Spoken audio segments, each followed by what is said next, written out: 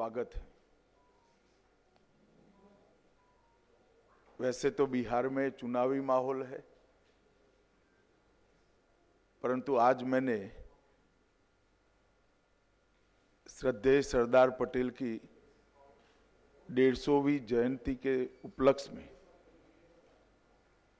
Ekta Nagar Kevadia colony में जो भव्य parade का आयोजन हो रहा है,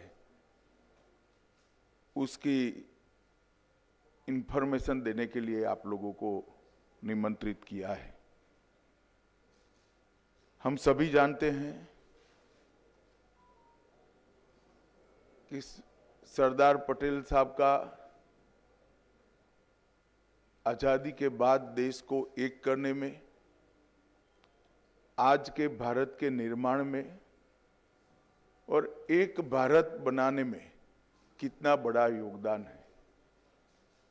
सरदार पटेल जी की 150वीं जयंती कल है। वैसे तो हर 31 अक्टूबर को 2014 से प्रधानमंत्री जी केवड़िया कॉलोनी जाते हैं और सरदार साहब की भव्य प्रतिमा के सामने एक परेड का आयोजन होता है। परंतु चूंकि ये 150वीं जयंती है, इस बार विशेष आयोजन किया गया है और गृह मंत्रालय ने यह भी तय किया है कि आज के बाद हर 31 अक्टूबर को इसी प्रकार की भव्य परेड का आयोजन होगा। ये परेड देश की एकता और अखंडता को सुनिश्चित करने के लिए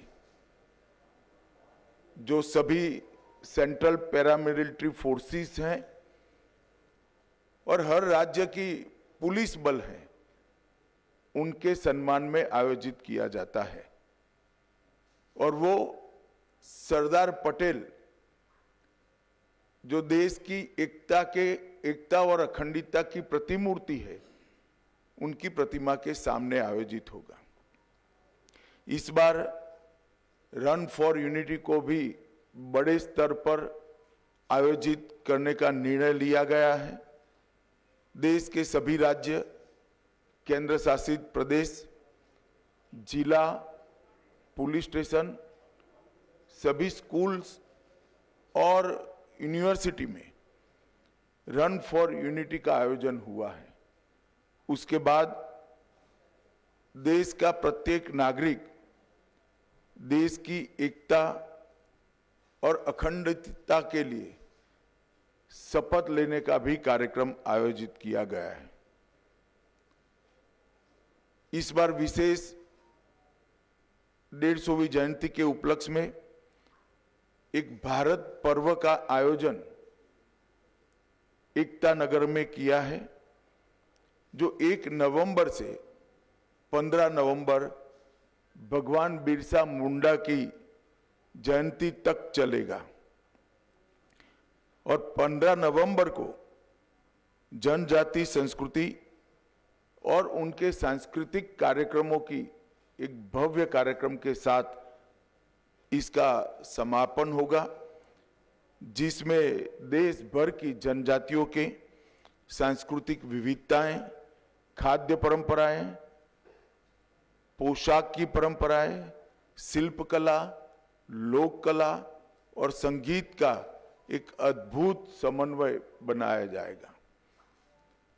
हम सब जानते हैं सरदार पटेल हमारे देश के लिए एक व्यक्ति नहीं, एक विचारधारा है, एक पूर्ण देश को समर्पित व्यक्तित्व, जिसने आजादी के आंदोलन में न केवल एक प्रमुख सेनानी के रूप में भूमिका निभाई, गांधी जी के साथ रहकर आजादी के आंदोलन की संगठनात्मक रीढ़ की हड्डी सरदार पटेल बने थे। बारडोली सत्याग्रह 1928 का अंग्रेजों के खिलाफ किसानों के शोषण के लिए किया गया और वहीं से महात्मा ने स्वयं उनको सरदार की उपाधि दी। जब देश को आजादी मिली तब स्वतंत्रता के बाद अंग्रेजों ने देश को 562 अलग अलग रियासतों में बांटकर जाने का फैसला किया। पूरी दुनिया मान रही थी और देश में भी कई लोगों के मन में सवाल था कि 562 रियासतें एक होकर एक भारत कैसे बनेगा। परंतु कुछ ही समय में एक दृष्टि से कार्य पर दृष्टिपात कर देखे तो बहुत कम समय में 562 रियासतों को एकीकृत करने का भगीरथ कार्य सरदार पटेल ने समाप्त किया और आज भारत का जो मानचित्र हमारे सामने है वो मानचित्र सरदार पटेल की ही देन है। हैदराबाद में पुलिस एक्शन, जूनागढ़ का एकीकरण, ये सभी चीजों को कहीं कुने से, कहीं दृढ़ता से और कहीं व्रज से भी ज्यादा कठोरता से एक एक कर रिजॉल्व करने का काम किया। भोपाल हो, काठियावाड़ की रियासतें हो, त्रावणकोर हो या जोधपुर हो, हर जगह पे जो समस्या आई इसका निवारण सरदार पटेल ने किया और पाकिस्तान का जो प्रयास था पाकिस्तान कॉरिडोर बनाने का, उसको निरस्त करने का काम किया। किसी भी प्रकार की प्रचार की अपेक्षा के बगैर, किसी भी प्रकार के यश के अपेक्षा के बगैर देश के लिए जीवन कैसे जिया जाता है उसका उत्कृष्ट उदाहरण सरदार पटेल थे। जब पूरा देश 15 अगस्त को तिरंगा फहराने में व्यस्त था तब सरदार पटेल कमांड रूम में नेवल ऑफिसरों के साथ एक ऑपरेशन मॉनिटर कर रहे थे, जिसके कारण ही आज लक्षद्वीप भारत का हिस्सा बना है और हमारी दक्षिणी सीमा बहुत मजबूत हुई है और उस ऑपरेशन के कारण ही लक्षद्वीप में तिरंगा फहराया गया। दुर्भाग्य की बात है कि आजादी के बाद, सरदार पटेल के निधन के बाद सरदार पटेल को भुलाने में कांग्रेस पार्टी ने कोई कसर नहीं छोड़ी। सरदार जैसे महान व्यक्तित्व को भी भारत रत्न मिलने में 41 साल की देरी हुई और वो देरी केवल और केवल कांग्रेस के सरदार के प्रति एक विशिष्ट अभाव के कारण रही। सरदार पटेल जैसे महान व्यक्तित्व के लिए पूरे देश में ना कोई समाधि बनी, ना कोई उनका स्मारक बना। जब नरेंद्र मोदी जी गुजरात के मुख्यमंत्री बने तब उन्होंने स्टैच्यू ऑफ यूनिटी की रचना की और एक भव्य स्मारक जो पूरे विश्व में आज प्रसिद्ध हो चुका है, वो सरदार पटेल के स्मारक बनाने का काम नरेंद्र मोदी जी ने किया। 2013 में इसकी 31 अक्टूबर को आधारशिला रखी गई। 182 मीटर ऊंचा, स्टैच्यू ऑफ लिबर्टी से भी ऊंचा ये स्टैच्यू ऑफ यूनिटी 57 महीनों में पूरा किया गया और सरदार साहब का जीवन किसानों को समर्पित था। इसके बनाने में जो इस्पात का उपयोग हुआ, जो लोहे का उपयोग हुआ, देश भर के किसानों से लोहा एकत्रित किया गया, किसानों के औजारों को एकत्रित किया गया, इसको पिघलाकर लगभग 25,000 टन लोहे का उपयोग कर इस स्टैच्यू ऑफ यूनिटी को बनाया गया। 90,000 घन मीटर कंक्रीट और 1700 टन से अधिक कांसा का उपयोग कर एक अविस्मरणीय स्टैच्यू ऑफ यूनिटी बनाया गया है और आज स्टैच्यू ऑफ यूनिटी सरदार साहब को श्रद्धांजलि देने का, इनके प्रति श्रद्धा व्यक्त करने का एक प्रमुख पर्यटन स्थल बन चुका है। रोजाना लगभग 15,000 लोग स्टैच्यू ऑफ यूनिटी पर आते हैं। अब तक देश के 2.5 करोड़, देश और विदेश के 2.5 करोड़ लोगों ने स्टैच्यू ऑफ यूनिटी का विजिट किया है और एक प्रकार से भारत का एक इंजीनियरिंग मार्वेल के रूप में प्रस्थापित हुआ है। नरेंद्र मोदी जी ने इसके आसपास 14 प्रकार के अन्य पर्यटन आकर्षण खड़े कर पर्यटकों का एक प्रिय स्थल बनाया है। वहाँ वैली ऑफ फ्लावर भी है, एकता नगर टाउनशिप भी है, झील सर्किट है, लाइट एंड साउंड शो है, पटेल गार्डन भी बना है, एकता क्रूज नर्मदा की नदी में घूमकर एक नयन रम्य नज़ारा देखने का मौका भी है, बटरफ्लाई गार्डन है, जंगल सफारी है, एकता मॉल है, ग्लो टॉर्च व्यू पॉइंट है और नर्मदा तट पर एक प्रदर्शन की दीर्घा भी बनाई। एकता नगर का जो कार्यक्रम हो रहा है, सापुतारा और विंध्याचल की पर्वतमालाओं के बीच में एकता नगर स्थित है। वहीं पर कल सुबह प्रधानमंत्री जी 7:55 को परेड की सलामी लेंगे।